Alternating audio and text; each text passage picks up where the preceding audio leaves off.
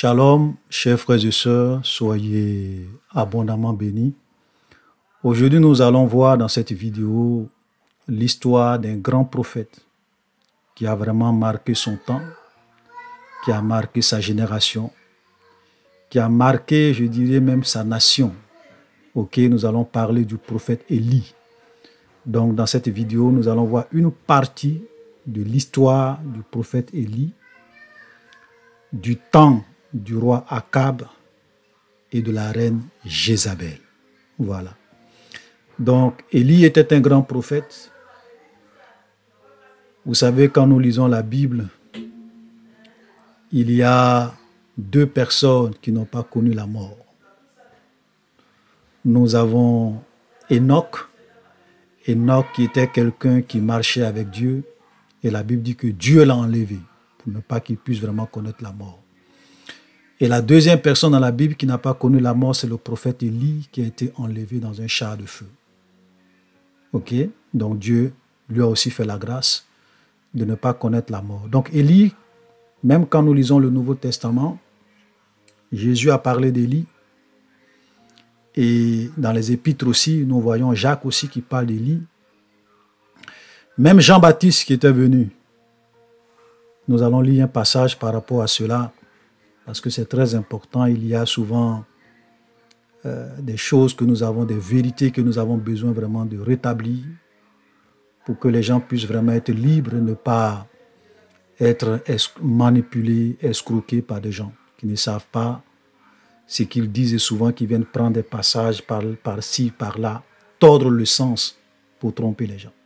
Amen. Jésus a été clair, vous connaîtrez la vérité et la vérité vous affranchira.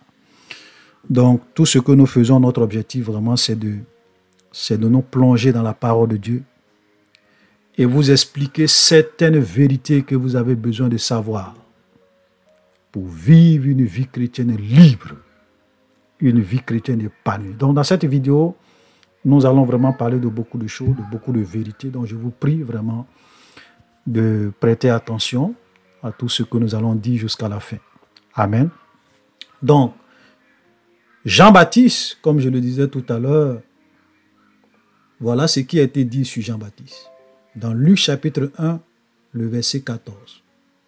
Donc ça, c'est lorsque l'ange Gabriel est venu voir Zacharie pour lui annoncer que sa femme Élisabeth, qui était stérile, allait réellement enfanter un fils et qui doit lui donner le nom de Jean. Au verset 14, il dit « Il sera pour toi un sujet de joie et d'allégresse. Plusieurs se réjouiront de sa naissance, car il sera grand devant le Seigneur. Il ne boira ni vin, ni liqueur enivrante. Il sera rempli du Saint-Esprit dans le sein de sa mère.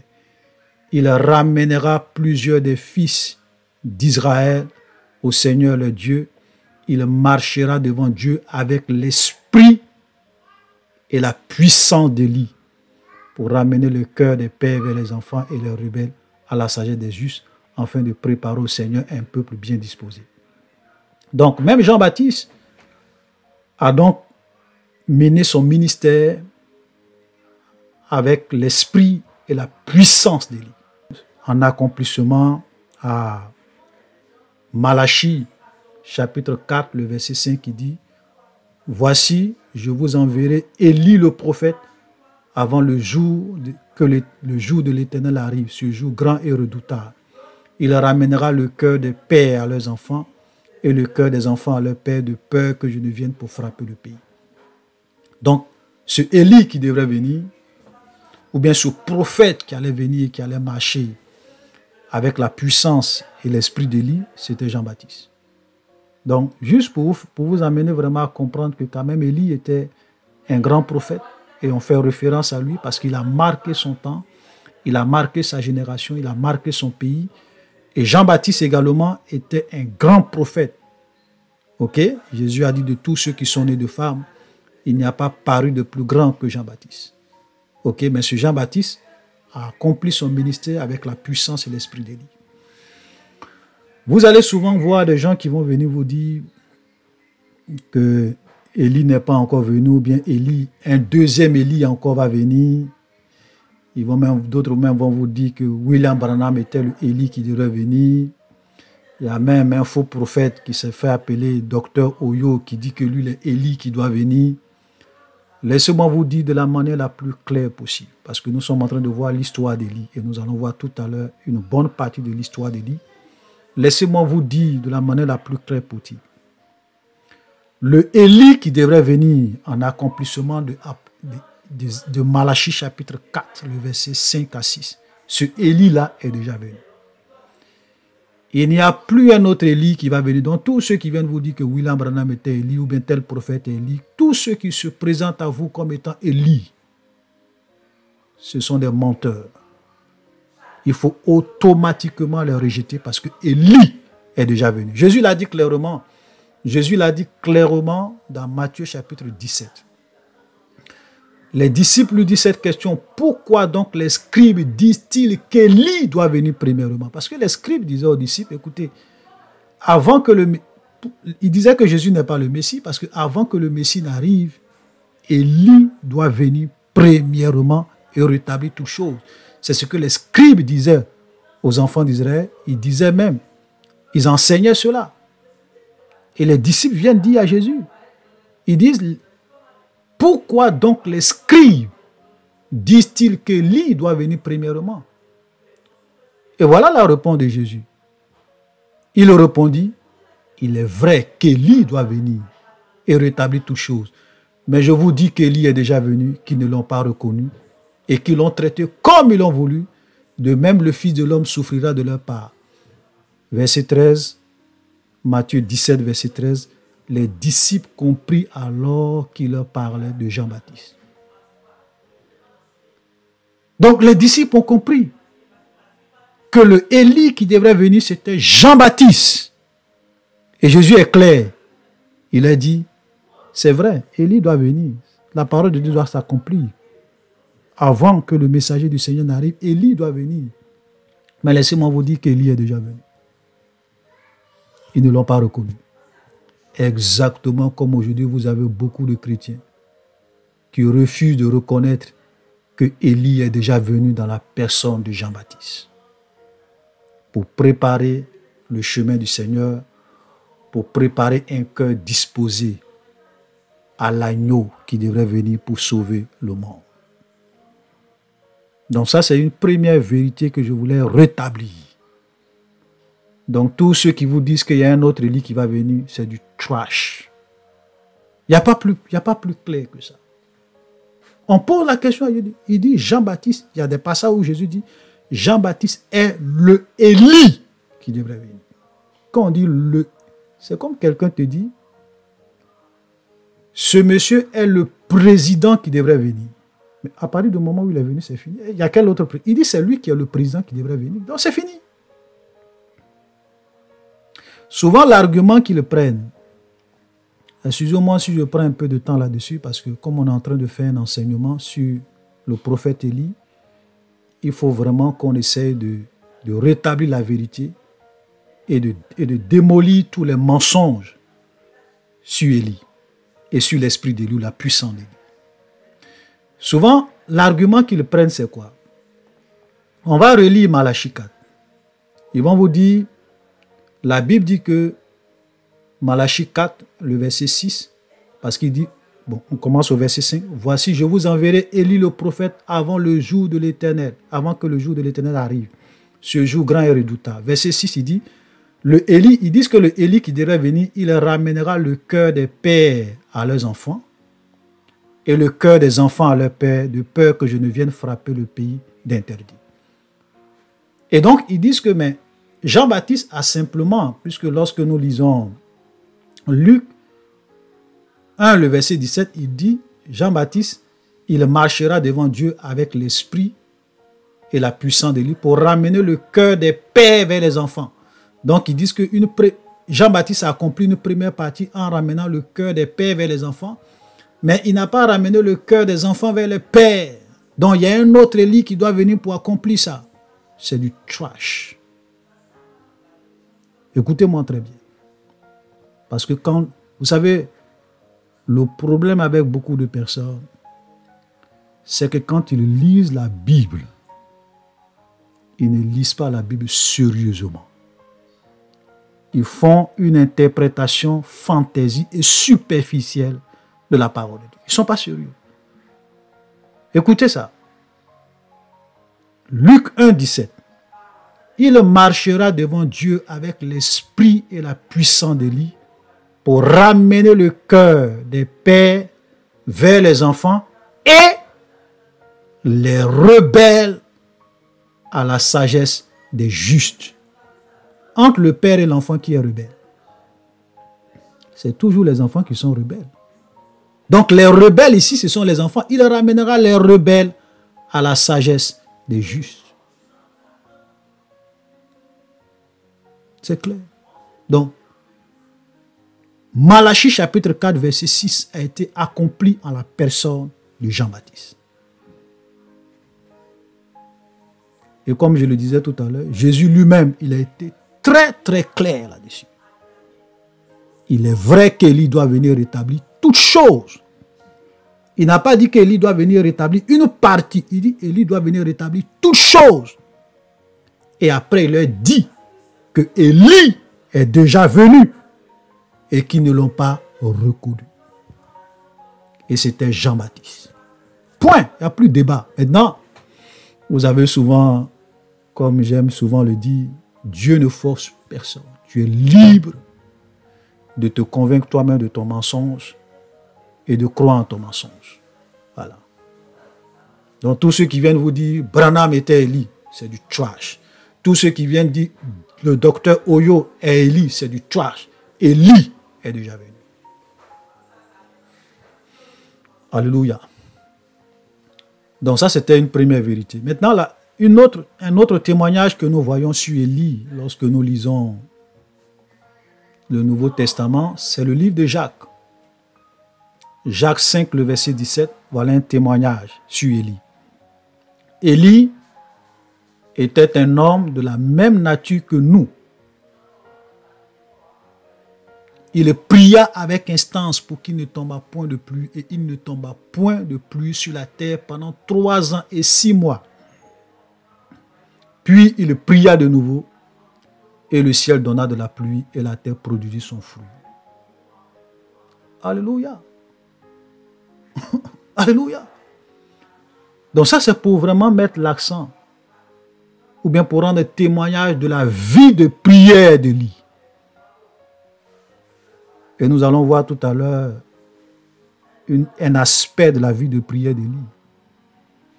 Mes frères, vous voyez, des gens comme Élie, c'est des gens qui ont changé le cours de l'histoire par leur prophétie et par leur vie de prière. La Bible dit qu'Élie n'était pas un extraterrestre. C'était un homme comme toi et moi. Il a dit à Akab, au nom de l'Éternel, il ne va pas pleuvoir, sinon à ma parole. Élie a donné cette prophétie à Akab. Et pendant 3 ans et demi, il n'a pas plu. Frère, laisse-moi te dire que par ta vie de prière, tu peux changer le cours des choses. Alléluia. Par ta vie de prière, par ta prière, tu peux réellement changer le cours des choses selon le plan de Dieu, dans ton pays, dans ta famille, dans ton foyer, dans ta nation. Élie était un homme comme toi et moi. Il a prié pour qu'il ne tombe point de pluie et la pluie n'est pas tombée. Pendant 3 ans et demi, Élie était un grand homme de prière. C'est vraiment malheureux aujourd'hui de voir les chrétiens qui négligent la prière dans leur vie. Vous avez même des chrétiens qui pensent que c'est parce qu'ils vont aller de pasteur en pasteur, de prophète en prophète, pour dire oui, prophète, il faut prier pour moi. Oui, pasteur. Ils pensent que c'est parce qu'un homme de Dieu va prier pour eux que leur prière sera exaucée, que leur situation sera réglée, que Dieu va réellement opérer le miracle dans leur vie, au lieu de prendre leur vie chrétienne au sérieux. eux-mêmes de développer une intimité avec le Seigneur, eux-mêmes d'apprendre à être des guerriers dans la prière. Ils sont des paresseux. Ils préfèrent, oui, pasteur, vraiment, il faut prier pour moi. Oui, pasteur, il faut prier. Laisse-moi te dire. Et j'aimerais que chacun de nous puisse réaliser que lorsque Jésus est mort à la croix, la Bible dit que le voile du lieu très saint a été déchiré. Amen. Parce que quand on regarde le temple de Dieu qui a été construit dans l'Ancien Testament était constitué de 3 parties. Il y avait les parvis extérieurs, il y avait le lieu saint et il y avait le lieu très saint. Le lieu très saint, c'était là que l'Esprit de Dieu était, que la présence de Dieu était. Et quand Jésus est mort, le voile est déchiré pour dire que tout véritable chrétien désormais a accès au sein des saints, à la présence de Dieu. Je n'ai plus besoin d'attendre que quelqu'un prie pour moi. Je n'ai plus besoin d'aller voir un prophète pour prier pour moi. Je n'ai plus besoin d'aller voir un bishop pour prier pour moi. La dernière fois, il y a un frère qui m'a envoyé une vidéo. Et quand j'ai regardé cette vidéo, j'étais vraiment affligé de voir un chrétien.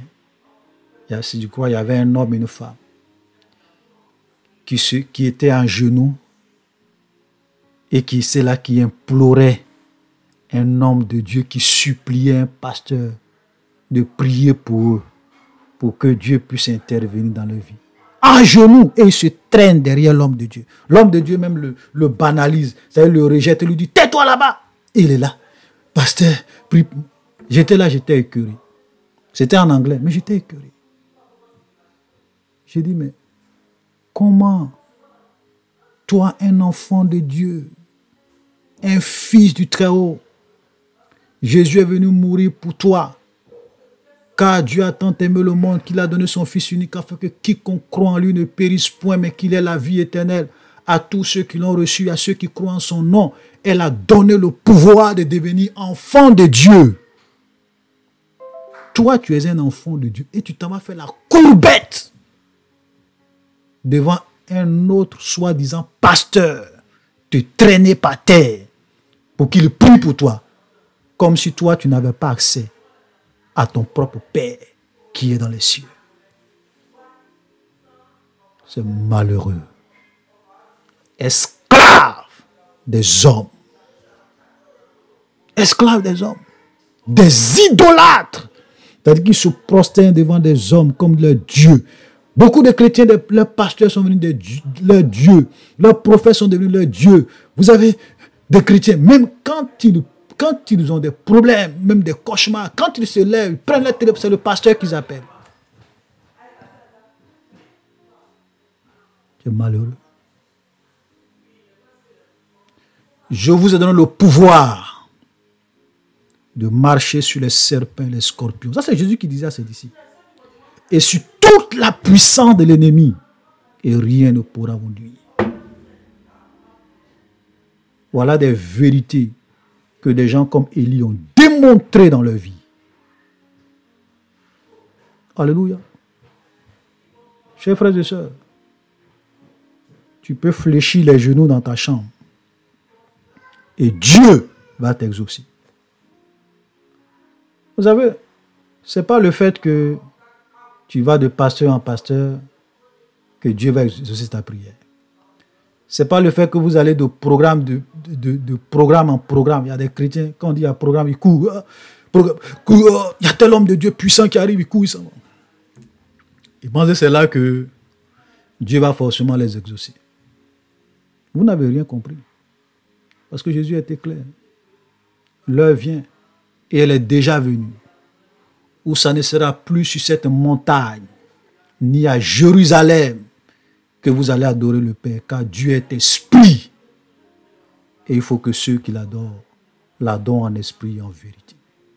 Tu peux être un vrai chrétien, fléchir les genoux dans ta chambre. Prendre un moment de jeûne dans ta chambre, personnellement, et tu vas rencontrer Dieu dans ta chambre. Alléluia. Souvent, 2 personnes, 3 personnes peuvent se mettre ensemble et puis prier. Et puis Dieu va écouter leur prière. Et 1000 personnes vont prier pour un sujet, Dieu ne va pas les exaucer. Ce n'est pas parce qu'un pasteur prie pour toi que Dieu va les exaucer. Et laissez-moi vous dire, aujourd'hui, avec toute cette confusion que nous avons, avec tous ces faux prophètes qui pullulent partout, souvent vous allez les voir, vous pensez que Dieu va les exaucer au travers d'eux. Laissez-moi vous dire, il y a beaucoup de faux prophètes, beaucoup de faux pasteurs. Quand ils prient, Dieu bouche ses oreilles. C'est une vérité. Leur prière n'a aucun impact, n'a aucun effet. Et la Bible nous le dit clairement, regardez, un peu plus haut, dans le verset 15 de Jacques 5, confessez donc vos péchés les uns aux autres, priez les uns pour les autres afin que vous soyez guéris. Et la Bible dit, la prière fervente du juste a une grande efficacité. La prière fervente du juste a une grande efficacité.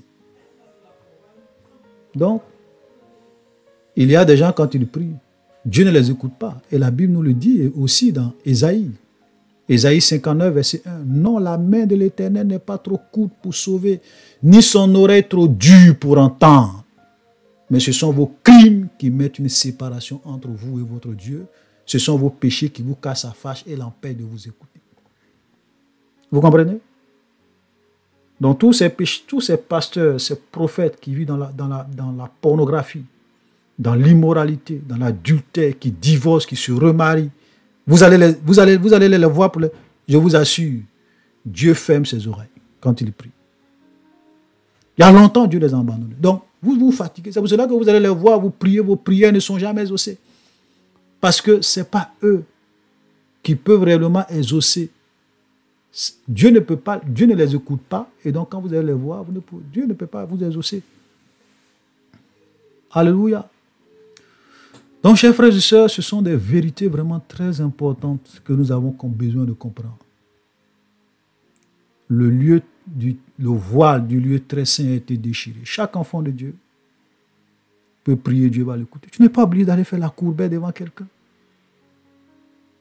Il y a des chrétiens qui ont fait 10 ans, qui ont fait 5 ans dans l'église. C'est le pasteur qui prie pour eux. Il ne peut pas prier, même quand les enfants sont malades, c'est le pasteur. Oui, c'est bien d'aller voir les hommes de Dieu de temps en temps. C'est pas mauvais, mais comment se fait-il que toi, ça fait 10 ans, 15, 5 ans que tu es chrétien? Quand ton enfant est malade, c'est le pasteur qui a venu prier pour toi. Quand tu as un problème, c'est quelqu'un qui a venu prier pour toi. Toi, tu ne peux pas prier pour toi-même. Laisse-moi te dire de la manière la plus claire possible. Personne ne peut mieux prier pour ton sujet que toi-même. Personne ne peut mieux prier pour ton sujet que toi-même. Et même souvent quand Dieu constate que tu préfères compter sur les autres pour prier pour toi et que tu ne veux pas prier parce que tu es paresseux ou paresseuse, Dieu ne va jamais exaucer les prières de ceux qui prient pour toi. L'une des raisons, c'est quoi? C'est que Dieu même veut que toi-même, tu te lèves et que tu pries. Voilà. Vous savez, Dieu n'aime pas les paresseux. Hein?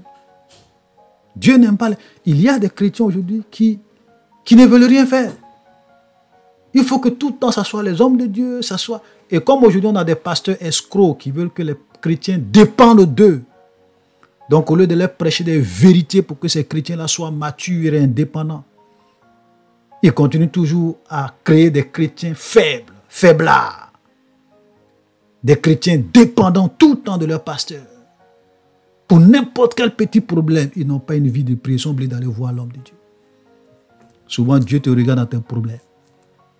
Le jour que tu vas réellement être résolu à te lever toi-même et à prier pour ton problème, Dieu va te répondre.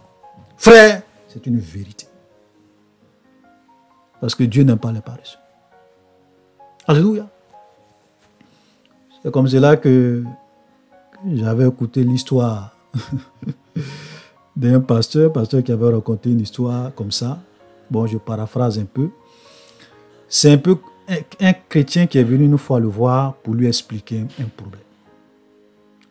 Et le pasteur, quand il a écouté la situation du chrétien, du frère, il était tellement touché. C'est-à-dire qu'il a lui-même, il a eu compassion du monsieur. Il dit, bon, vraiment, ton problème, c'est un problème qui est sérieux. Donc, toi et moi, on va jeûner. Et nous allons vraiment prier. Et Dieu va faire quelque chose. Ok? Donc, ils ont donné un jour où ils devraient prier. Un jour, chacun devait prier, puis je crois après se retrouver à quelque part le soir et puis prier ensemble. Donc, le pasteur, lui, il était en jeûne. Parce qu'il voulait vraiment que Dieu puisse faire quelque chose pour le problème de ce monsieur qui est venu le voir.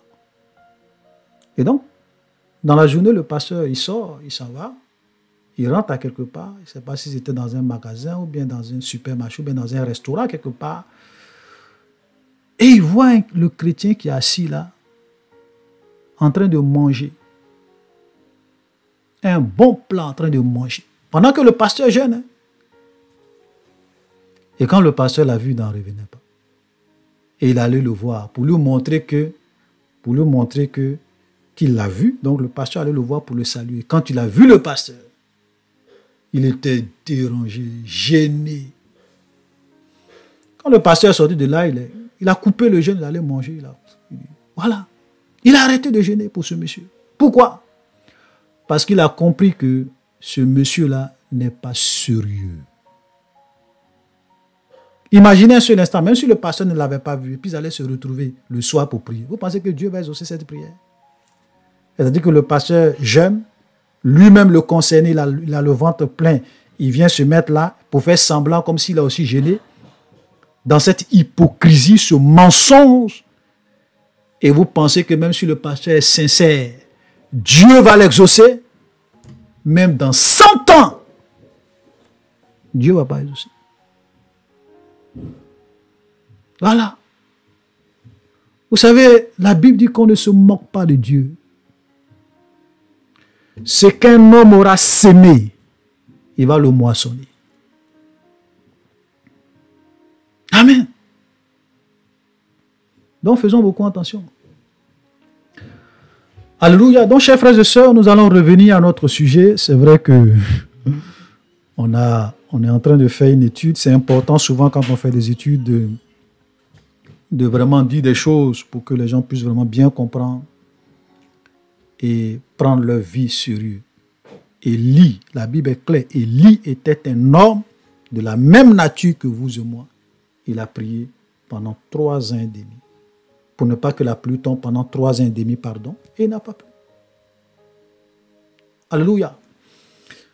Donc, lorsque nous arrivons, parce que l'histoire d'Élie se trouve dans 1 roi chapitre 16 à partir du verset 29. C'est là que nous pouvons déjà voir l'histoire du roi Akab et puis en même temps les autres chapitres qui vont suivre. On commence maintenant à nous parler de l'histoire d'Élie.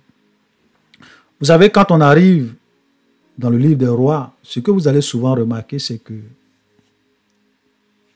il y a souvent des rois qui viennent, qui sont très bons. Et puis leurs enfants, quand ils meurent, que les enfants prennent le pouvoir, leur enfant qui prend le pouvoir devient quelqu'un de très mauvais. Un mauvais roi qui commet des abominations, qui commet des péchés, qui commet des atrocités. Souvent même un roi peut être mauvais, très très mauvais, comme Akab. Okay? Et d'autres rois. Souvent on voit des histoires où tu as un roi qui est mauvais. Mais quand son fils prend le pouvoir, son fils devient un bon roi, quelqu'un qui est consacré à l'Éternel, qui fait tout ce qui est droit et juste devant Dieu.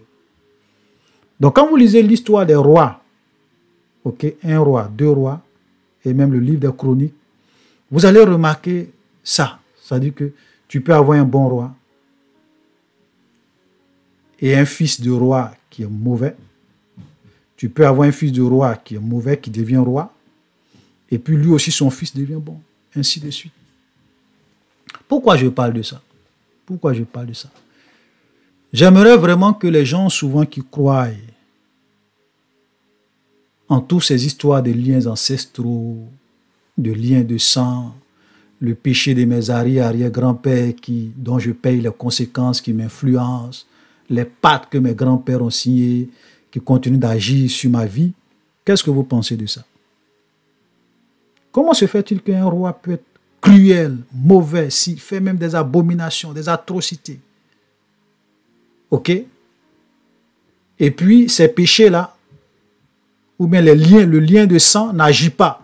Parce que quand son fils lui prend le pouvoir, il devient un bon roi, quelqu'un qui est consacré à l'Éternel. Pourquoi? Vous savez, il y a une vérité que beaucoup de chrétiens oublient et que beaucoup de pasteurs souvent n'enseignent pas. Et cette vérité, elle se trouve dans le livre d'Ézéchiel. Et nous allons lire. Alléluia. Regardez ce que les gens disaient du temps d'Ézéchiel. Et ça, c'est Dieu qui parle. La parole de l'Éternel me fut adressée en ces mots. Ézéchiel 18, le verset 1. La parole de l'Éternel me fut adressée en ces mots.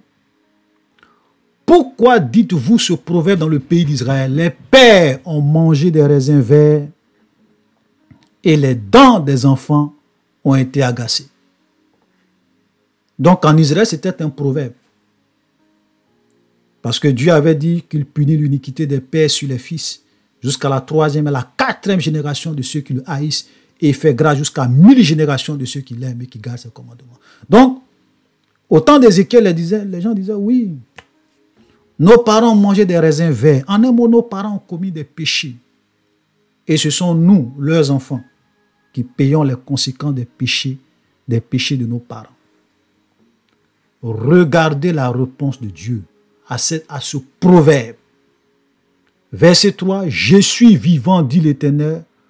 Vous n'aurez plus lieu de dire ce proverbe en Israël. » Dieu l'a dit. Moi, l'Éternel, je prends sur moi la résolution de mettre un terme à ce principe, à ce proverbe qui est dans votre bouche. Je décide, je ne vais même plus vous donner l'occasion de dire que non, c'est parce que nos parents ont péché, que nous subissons tant, nous sommes malheureux, les péchés de nos parents, de nos ancêtres nous suivent. Dieu dit, on ne va plus parler ainsi en Israël. Et Dieu va rétablir une vérité que beaucoup de chrétiens ignorent jusqu'à aujourd'hui, ou bien peut-être qu'ils font semblant de ne pas comprendre. C'est quoi cette vérité? Je vous en prie, puisque je n'ai pas le temps de lire tout le chapitre. Mais quand vous allez arriver chez vous à la maison, ou bien quand vous allez avoir le temps, ou bien même pendant que vous êtes en train de suivre cette vidéo, vous pouvez mettre une pause. Allez-y lire tout le chapitre d'Ézéchiel 18 et posez-vous la question suivante. Qu'est-ce que je retiens de ce que Dieu a dit dans Ézéchiel 18? Je vais lire juste quelques passages. Verset 20. L'âme qui pêche, c'est elle qui mourra. Le fils ne portera pas l'iniquité de son père. Le père ne portera pas l'iniquité de son fils. La justice du juste sera sur lui et la méchanceté du méchant sera sur lui. Vous comprenez? Ça, c'est un seul verset que je prends. Et même le verset du 9, vous dites, pourquoi le fils ne porte-t-il pas l'iniquité de son père? C'est que le fils a agi selon la droiture et la justice. C'est qu'il a observé et mis en pratique toutes mes lois. Il vivra. Dieu a changé le principe. Pour dire que désormais c'est fini. Moi, l'Éternel, c'est fini. Pourquoi Dieu a fait ça? Parce que les gens prenaient comme prétexte, même si eux-mêmes ils vivaient dans le mal, même si eux-mêmes étaient en train de subir les conséquences de leur péché, ils prenaient comme prétexte le fait que non, c'est parce que leurs parents ont péché, sinon eux ils n'ont rien fait, eux ils sont innocents. Donc ils sont en train de subir les conséquences des péchés de leurs parents alors qu'ils n'ont rien fait eux-mêmes. C'est les liens ancestraux, les liens de sang, les pactes que leurs parents ont signés qu'ils sont en train de subir. Maintenant, Dieu, pour leur montrer que ce n'est pas parce que vos parents ont commis des péchés que vous souffrez, c'est vous-même qui vivez dans le péché. C'est fini. L'âme qui pêche désormais, c'est elle qui mourra. La justice du juste sera sur lui et la méchanceté du méchant sera sur lui. Le père ne va plus porter l'iniquité de son fils et le fils ne va plus porter l'iniquité de son père. Point.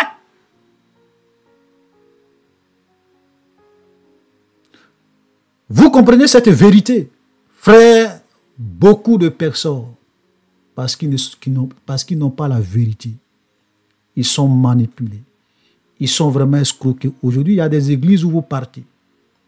Tout leur message, les liens de sang, les liens ancestraux, les sorciers, comment détecter les sorciers de vos filles, comment détecter qu'on veut voler ton étoile, comment détecter.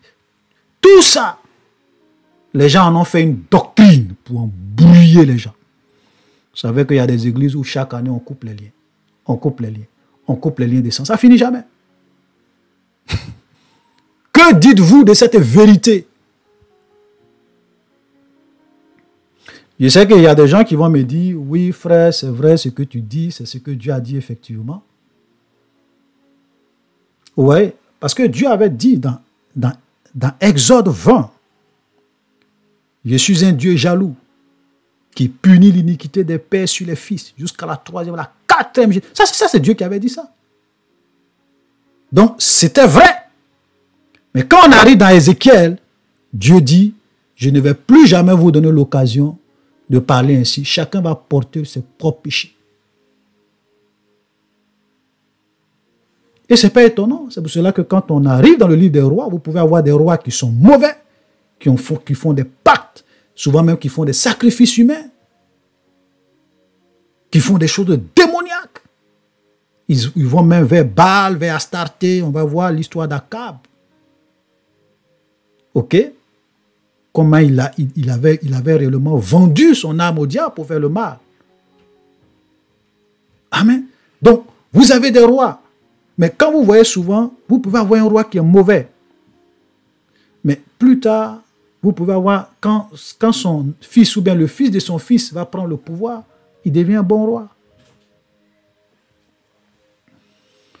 Maintenant, quand je dis ça, je suis sûr qu'il y a des gens qui vont me dire, oui frère, oui, moi, je connais des cas. Même dans mon village, il y a des gens, c'est comme des malédictions qui les suivent depuis des générations. C'est comme des lois qui sont dans leur famille. Eux là, ils ne peuvent pas se marier.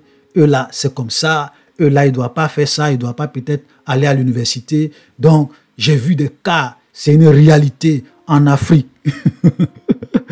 Voilà. Il y a une sœur, bon, elle n'a pas dit ça méchamment, hein, parce que souvent quand je prêche, bon, les gens ne savent pas mon histoire. Donc quand je leur dis que je suis au Canada, ils pensent souvent que oui, toi tu es en Europe, tu as la mentalité des Blancs, les Blancs ne croient pas en ces choses. Je lui ai dit, moi je suis né en Afrique, j'ai grandi en Afrique, j'ai fait mes études en Afrique, j'ai travaillé en Afrique pendant des années, je suis au Canada, ça fait même pas encore 5 ans, ça fait même pas encore 4 ans, ça fait je crois 3 ans et quelques, ok, que je suis ici. Donc, je connais les réalités de la culture africaine. La sorcellerie existe. Les malédictions dans les villages existent. Et les sorts existent, l'enchantement existe, la magie existe, les envoûtements existent. Les sorciers qui tuent les gens sur le plan mystique, ça existe. Je ne nie pas cela. Même dans ma famille, il y a des gens qui sont morts de sorcellerie. Donc, je ne peux pas nier ça. Voilà, on a des grandes familles en Afrique. Souvent, des gens meurent. Moi, j'ai eu des proches parents, des gens que je connaissais, qui sont morts, tués par les sorciers sur le plan culte. Donc, je ne nie pas cela. Mais je dis ceci, et écoutez-moi très bien. Et c'est là que souvent, il y a beaucoup de confusion dans l'esprit des gens. Vous savez, quand vous êtes un païen, et que vous ne connaissez pas Dieu, et que vous vivez à outrance dans le péché, et que vous livrez vos cœurs au mal, à la fornication, à l'adultère, vous allez chez les marabouts. Je vais vous dire, le diable et les démons peuvent réellement faire de votre vie ce qu'ils veulent. Ils peuvent même établir des lois dans vos familles qui vont vous suivre parce que vous ne connaissez pas Dieu, vous êtes des païens. Ok? Puisque vous vivez, parce que ce qui donne la force au diable dans la vie des gens, c'est le péché. Une fois que tu vis dans le péché, tu es fils du diable. Et ne me lancez pas la pierre. Nous allons lire un passage. Parce que souvent, je préfère souvent lire les Écritures. Pour ne pas que les gens pensent que oui, tout ce que je dis, j'invente. Ok. Non, je n'invente rien. Regardez ce que la Bible dit. 1 Jean chapitre 3. Le verset 8. Celui qui pêche est du diable. Car le diable pêche dès le commencement. Le Fils de Dieu apparu afin de détruire les œuvres du diable. Quiconque est né de Dieu ne pratique pas le péché. Parce que la semence de Dieu demeure en lui. Donc parce que l'Esprit de Dieu demeure en lui. Il a toujours cette conviction de péché. Même quand il fait quelque chose qui n'est pas bon. Tout de suite, il est convaincu de péché, de justice, de jugement. Il se repent, il abandonne et il avance avec Dieu. Donc il ne peut pas pratiquer le péché. Il ne peut pécher parce qu'il est né de Dieu. Regardez le verset 10. C'est par là que se font reconnaître les enfants de Dieu et les enfants du diable. C'est par quoi? Vous savez, nous vivons dans un monde où vous êtes soit enfant de Dieu, ou bien vous êtes enfant du diable. On n'a pas dit que vous êtes un enfant biologique du diable. On n'est pas ici en train de parler d'enfants biologiques. On parle d'enfants spirituels ou de père spirituel. Voilà. Donc, soit Dieu est ton père spirituel, ou bien soit c'est le diable qui est ton père spirituel. Et si le diable est ton père spirituel, tu es dans sa bergerie, il peut faire de toi ce qu'il veut. Il peut même établir des lois dans vos familles qui vont vous suivre. Alléluia. Et c'est ça souvent, oui, non. Mais quand tu es né de nouveau, tu es devenu un enfant de Dieu. Écoutez-moi très bien. À tous ceux qui l'ont reçu, à ceux qui croient en son nom, elle a donné le pouvoir de devenir enfant de Dieu. Et quand tu deviens enfant de Dieu, vous savez ce que Jésus dit? Je vous ai donné le pouvoir, dans Luc 10, 19, je vous ai donné le pouvoir de marcher sur les serpents et les scorpions et sur toutes. Est-ce que Jésus a dit une partie? Jésus a dit une partie et sur toute la puissance de l'ennemi. Et sur toute la puissance de l'ennemi. Il n'a pas dit une partie de la puissance de l'ennemi. Il n'a pas dit oui, vous avez le pouvoir sur toute la puissance de l'ennemi, sauf les liens de sang, sauf les liens ancestraux, sauf les liens de famille, sauf les lois de vos familles. Il a dit ça? Sur toute la puissance de l'ennemi. Et il ajoute pour te rassurer. Et rien ne pourra vous nuire. Frère, c'est une vérité. Comment moi je peux être enfant de Dieu avec cette puissance que Dieu m'a donnée? Et les liens de sang vont avoir une influence sur moi. Mais les liens ancestraux vont avoir, les péchés de mes parents vont aussi, c'est impossible. C'est impossible. Parce que j'ai reçu le pouvoir de détruire les œuvres du diable.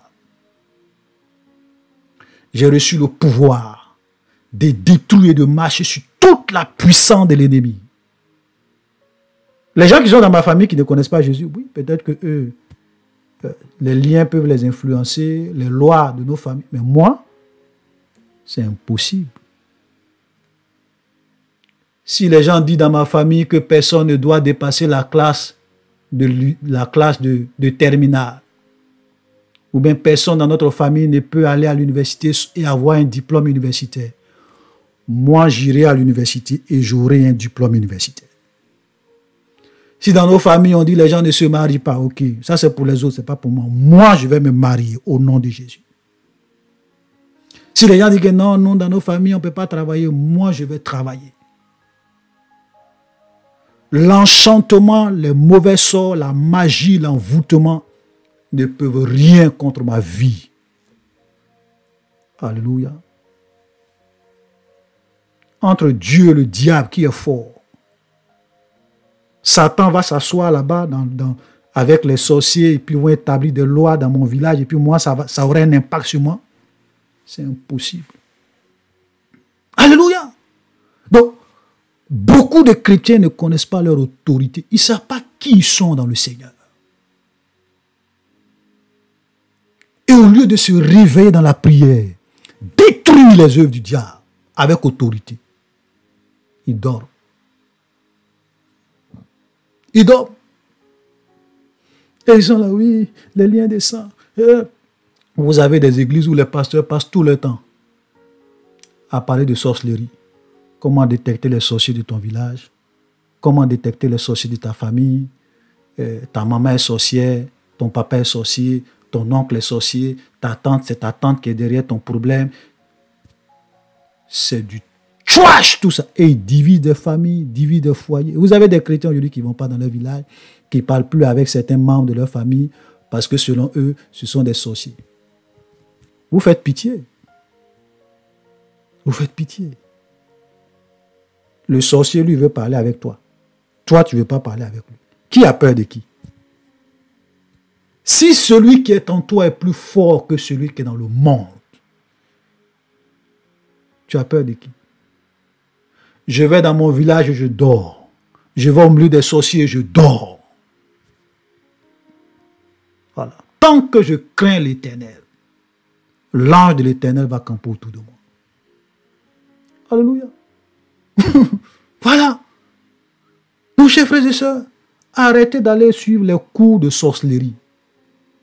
Il y a des pasteurs, moi j'ai vu certains pasteurs, leur message, très souvent, ça dit que c'est comme, ça donne l'impression qu'ils viennent donner des cours de sorcellerie à l'église. Voilà comment les sorciers travaillent, voilà comment les sorciers font, voilà comment les sorciers attaquent, voilà comment les sorciers agissent, voilà les lois de la sorcellerie. Je vais faire quoi avec tout ça? Je m'en fous de ça. Apprends-moi à craindre Dieu. Apprends-moi à vivre dans la sainteté, dans la pureté. Apprends-moi réellement à être un enfant de Dieu obéissant. Et tant que je serai dans la crainte du Seigneur, même le diable, avec tous les démons de la terre, ne peut rien contre moi. Voilà la vérité. Chers frères et sœurs, voilà la vérité. Quand je me mets en genoux, les sorciers vont fuir, les démons vont fuir, les puissants des ténèbres vont fuir. Jésus nous a donné le pouvoir. Arrêtez de croire en ces histoires de liens de sang, malédiction familiale, les liens des ancêtres, les péchés ancestraux qui me suivent. L'âme qui pêche, c'est elle qui mourra. Voilà. Si un sorcier arrive à influencer ta vie, et que tu sais qu'un sorcier arrive à influencer ta vie, je vais te donner un conseil. Bénis le sorcier. Dis-lui merci. Parce que Jésus a dit, aimez vos ennemis. Le sorcier, c'est ton ennemi. Aime-le. Dis-lui merci. Bénis-le. Priez. Bénissez ceux qui vous maudissent. Priez pour ceux qui vous maudissent.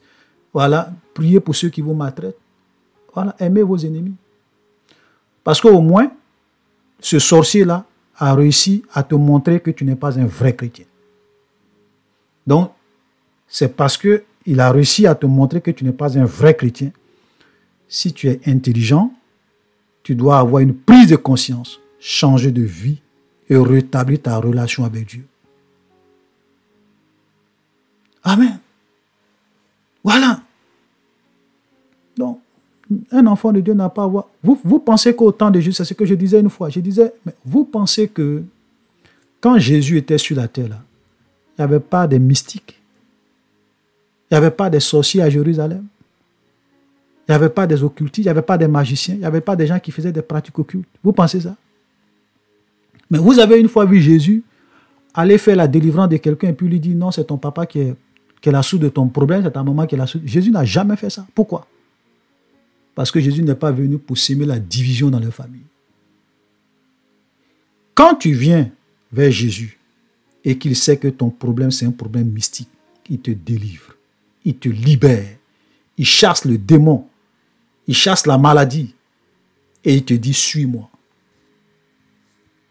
Jésus apporte la solution que de chercher la cause du problème. il t'apporte la solution et il te donne une solution définitive. Il te dit, je t'ai libéré, suis-moi, mets en pratique ma parole. Et tant que tu vas mettre en pratique ma parole, même tous les sorciers de ta famille n'ont qu'à venir contre toi. Ils ne pourront rien contre toi. Donc, je n'ai même pas besoin de te dire leur nom. Alléluia. Voilà Jésus. Regardez ce fou de Gadara que Jésus a chassé. Ce monsieur qui était possédé de légions de démons. Quelqu'un qui est possédé de... Parce qu'on ne peut pas être possédé de légions de démons comme ça. Il y a eu certainement quelque chose. Peut-être que c'est un sort, peut-être que lui-même, c'est pas sa vie de péché, peut-être que... En tout cas, quelque chose a dû se faire pour que ces démons-là viennent s'établir dans son corps. Mais vous avez une fois vu Jésus dire à ce monsieur, oui, c'est parce que ta maman a fait ça, ton papa a fait ça. Vous avez une fois vu Jésus faire ça? Jésus a chassé les démons. C'est tout. Et le monsieur est revenu dans son bon sens. Donc tous ces pasteurs qui sont là pour identifier les sorciers de vos familles, méfiez-vous. Tous ces pasteurs qui sont là pour s'aimer la zizanie dans les foyers, méfiez-vous. Ce n'est pas de Dieu. Les vrais prophètes de Dieu ne font pas ça. Alléluia.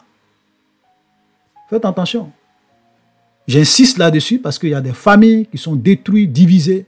Il y a des gens même qui ne parlent plus avec certains membres de leur famille parce qu'on leur a dit telle personne est sorcier.